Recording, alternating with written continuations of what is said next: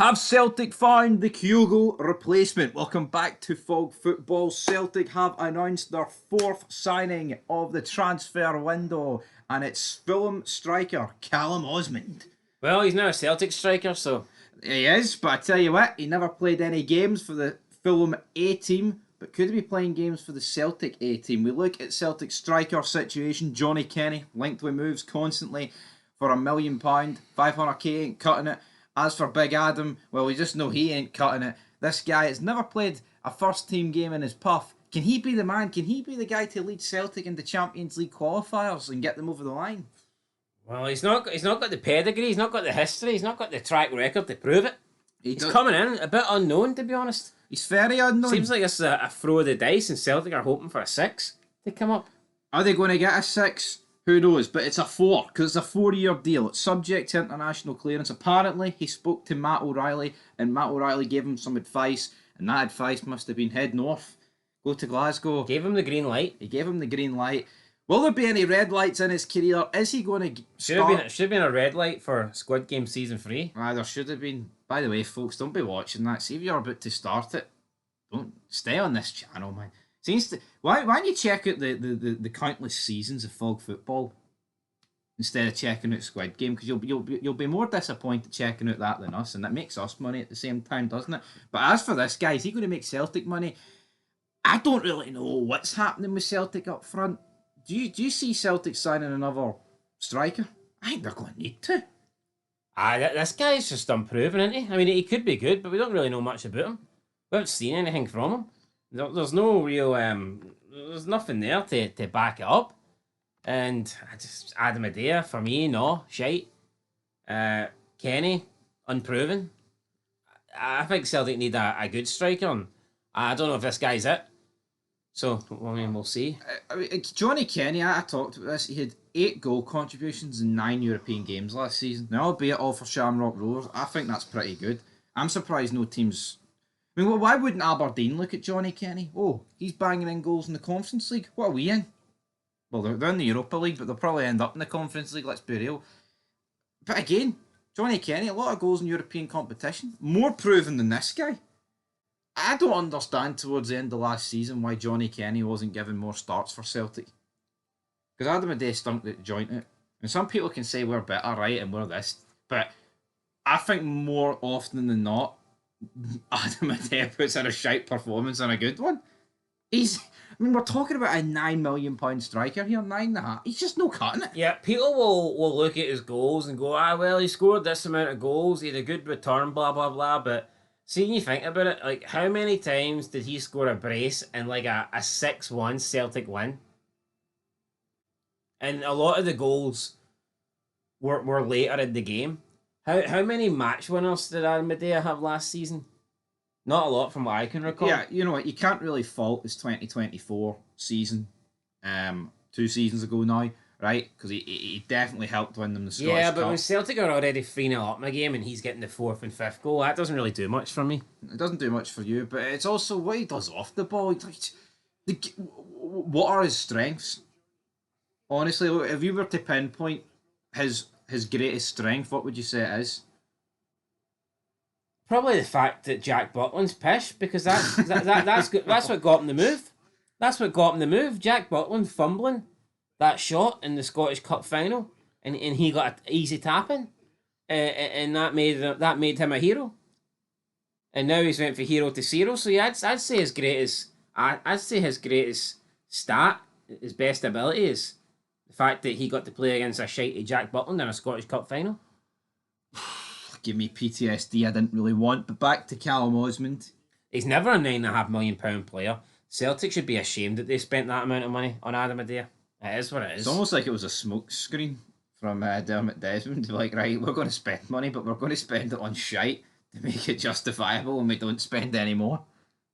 Well, yeah, I mean, I look at what Celtic bought last season. What, about 27 million on 3 players. Trusty, Ida, Engels. Is that combination of those 3 worth 27 million? No. If you're Celtic or Rangers and you spend 27 million on 3 players, you should be getting 3 100% starting 11 players that are step above the step above the league and can compete in Europe and look great. And they're not. They're not. I mean, Trusty isn't. Is he any better than Scales? Don't think so. Yeah, you know what? He does a waste of space up front, and Engels is massively overrated. I think people just put this guy on a pedestal because he's £11 million. Yeah, but I mean, he's not as good as McGregor. He's not as good as Hatate. Fuck me. At times, he wasn't even in the first team last season. Do you not think Trusty benefits for the fact that Lagu, Bielka and Naroki are just fucking rank rotten? Isn't Naroki worse than Trusty, though? I haven't really seen. Yeah, Rogers. No, what Trusty benefits from is the fact that he costs £6 million and he's from the Premier League, because that will buy him more opportunities and that will buy him more chances. Now, because Liam Scales is Irish, and he's from like the Scottish Premiership.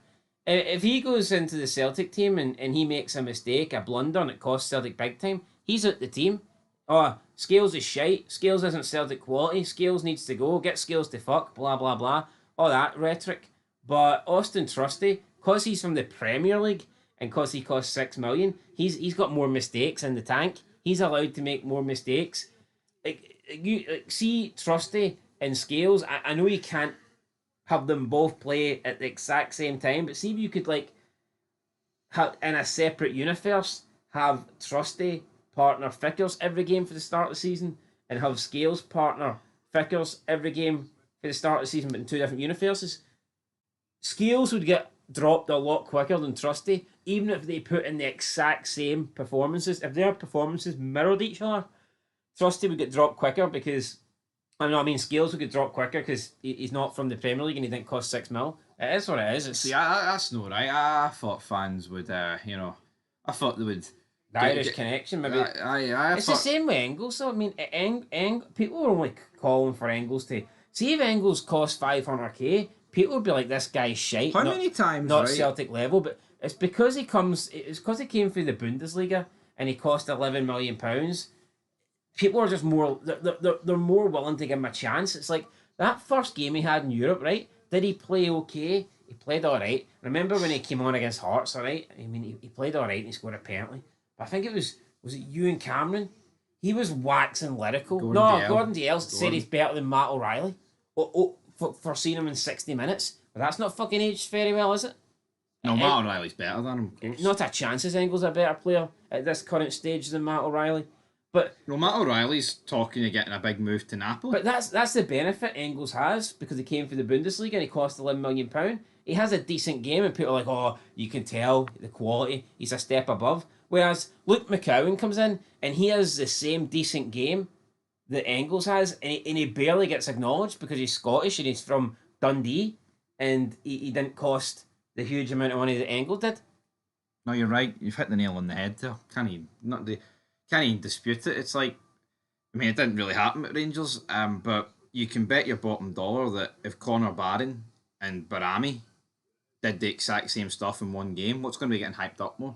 Barami every day of the week, and that's just the reality of it. Anyway, this guy, Big Callum, he scored 18 goals across all competitions for Fulham's under-21 side last season. So, with pre-season beginning this week, into next weekend and beyond, will this guy be starting any games for Celtic up front? I mean, at least you could argue. I know he's not played first team, but I mean, Fulham under-21s would still be a decent level. Well, it's better scoring goals for that level than not scoring them at all. I think you'll have a decent Celtic career. I don't think it'll be a flop. It's like I think signing a 19-year-old that's highly rated for peanuts is better than going out and spending money on Adam Adair. Yeah. And that's the bottom line, because football said so. Anyway, that's where we're going to leave it. We'll be back later on, recap. What do you make of Inamura, who's coming to Celtic next week? Played his final game for his Japanese club yesterday. He's on a flight, I believe, later on tonight. Later on tonight. Well, I tell you what. Yeah, you can look. Dave Meltzer told me. You can. That's good. Is he a 5-star baller? Is he 5-star skills? We'll find it. Yeah, be easy to look at. I think was it 1.5 mil. Be easy if you look at that and be like, oh, you'll be pissed. But no, I'm not going to do that because I mean, you look at what Kyogo, what Atati, what Maida were all signed for was peanuts in the large scheme of things, and they all turned out to be pretty good. So this guy, the jury's out, like, but yeah, I mean, the Japanese players have been hit and miss for Celtic. You know, they have. They've had some absolute bangers. Hatati, Kyogo, Maida, 3 quality players. That's the key thing when you spend peanuts. Yeah, you can afford hit and miss. See if every Japanese player was coming in for 7 million. They wouldn't be getting talked about as good as what it would. That's just fact. That's money. Yeah, it's like I mean, you can't afford to pay, like, you can't buy Aramadeus 6 times, and hope that a couple of them are decent. It's crazy amount of money.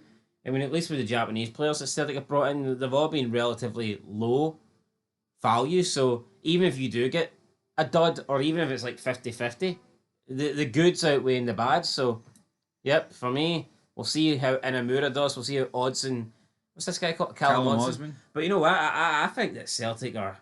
It was a slow transfer window to start, but I think they're leaving Rangers behind. I know they signed Max Aarons, but I think Rangers need more. No, Rangers need a lot more. I think it's short. I don't know. I get it. There's still quite a lot of time to go in the transfer window, but I was expecting Russell Martin to come in and make moves quickly and try and get players added to this team for this important Champions League tie coming against Panathinaikos, and so far it's the transfer activity at Rangers all seems to be about players leaving the club rather than coming in. Yeah, and to me that's mental. Well, if you look at it's 4 signings to 2, the fact that Tierney is re-signed just blows Celtic well in favour of having a better window so far. We'll have to wait and see. Yeah, but you know what, man? Tierney and Cameron. Nah, we're not talking about pre-season contracts. No. Lyle Cameron. That's what. So his name completely. What the fuck's that guy? Completely. Yeah, you tie the night shift, mate. I don't really count them. I know technically the deals didn't go through to this summer, but we've already known about them since like January. No, we have. But yeah, I mean, who've Celtic signed then? Nygren, Jack Doohan. Not Jack Doohan, that's the F1 driver. Fuck me, what's his name? Ross Doohan. There we go. Ross Doohan. Jack Doohan. Yeah, what do you make of Ross Doohan coming out and saying that coming out? Coming out. Phil Leotardo's at the closet. Is he coming out the fucking closet? Alright. You'll be welcomed at the Celtic toilets. Anyway, what do you make of him coming out saying he believes he has what it takes to be the number 1 for Scotland? I just want to call out fucking bullshit. You can't be a third choice keeper. I don't care who it's for. I don't care if it's for Real Madrid. You can't be third choice keeper and then expect to be that's a sacrifice you need to make. See, if you want to play for your country, then you need to be getting game time at your club. Even if he was number 1 for Celtic, man, I just don't think I think we've got better goalkeepers, but that's going to help him. But you're right. Do you see the state of that fucking last guy? Better goalkeepers.